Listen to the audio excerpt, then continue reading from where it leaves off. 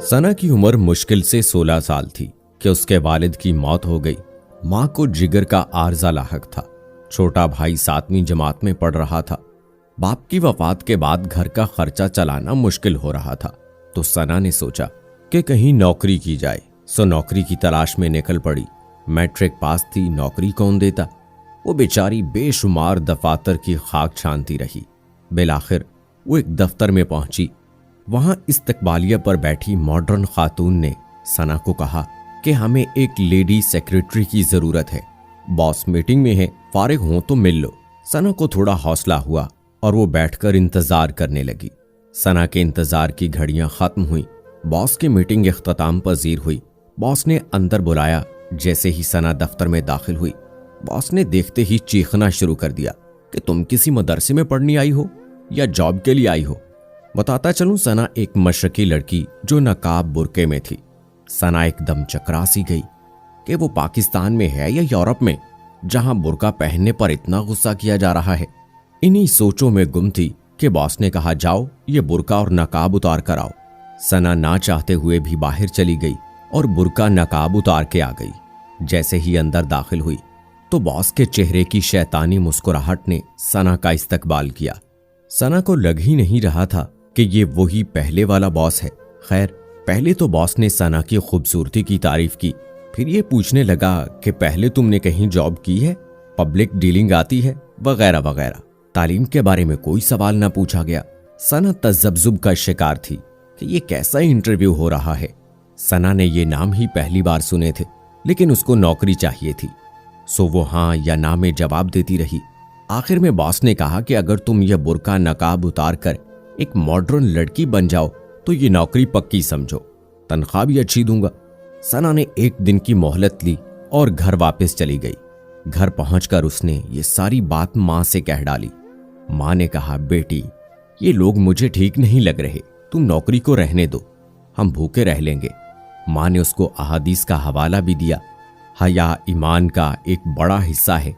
बहवाला सुनन नसाई, बेहयाई जिस चीज में होगी उसे ऐबदार बना देगी, जबकि हया जिस चीज में होगी उसे खूबसूरत बना देगी। बहवाला सुनन तिरमिज़ी। और सबसे अहम बात, हया जन्नत में ले जाने का जरिया है। बहवाला सुनन तिरमिज़ी।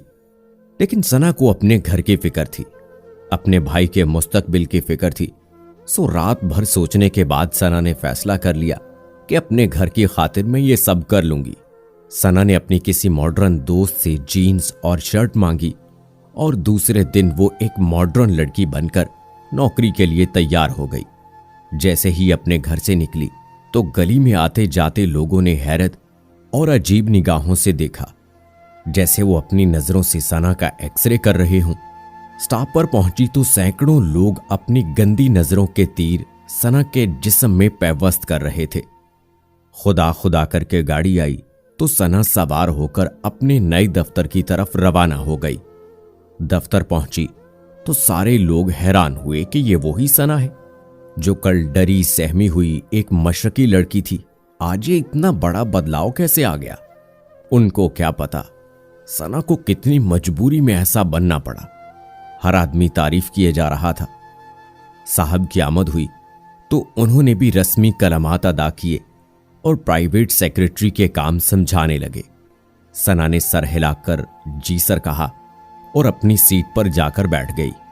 इसके बाद दफ्तर में बेशुमार लोगों का आना हुआ। उनमें कुछ ऐसे भी थे जो सना को अपनी हवस ज्यादा नजरों से देखते रहे।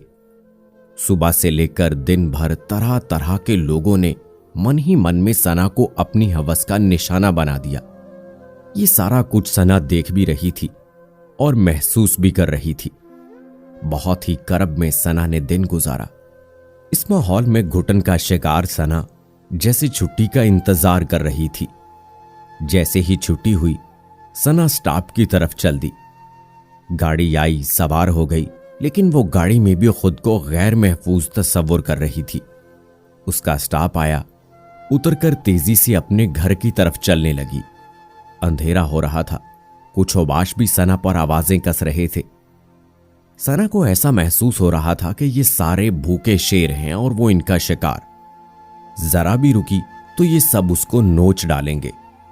जैसे ही घर के अंदर दाखिल हुई, अपना बैग एक तरफ फेंका और दरवाजे को कुंडी लगाकर बिस्तर पर लेट गई और आंखें बंद कर ली। ऐसा महसूस कर रही थी जैसे उसका बदन तीरों से छलनी हो चुका है, उसके जिस्म से खून बह रहा है, और सोच रही थी कि बिनते हवा के साथ ऐसा क्यों होता है। इसका किरदार, उसकी काबिलियत क्यों नहीं देखी जाती?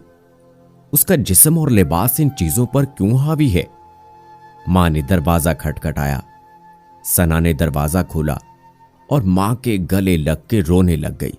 मां समझ गई कि कुछ तो गलत हुआ है। मां ने हौसला दिया और कहने लगी कि मैंने तुम्हें पहले ही मना किया था। सना चुप हुई और फैसला किया कि आज के बाद नौकरी के लिए बाहर नहीं जाएगी। उसके बाद सना ने घर में मोहल्ले के बच्चों को ट्यूशन पढ़ाना शुरू कर दिया और घर का खर्चा चलाने लगी। ये तो एक सना की कहानी थी। इस मुल्क में हजारों सना रोज ही हवस का शिकार होती हैं। हम लोग क्यों उनकी मजबूरी से फायदा उठाते हैं? मेरी आदम की बेटों से इतनी सी गुजारिश है कि हवा की बेटी पर यह जुल्म ना करें। आपके घर में भी हवा की बेटी है।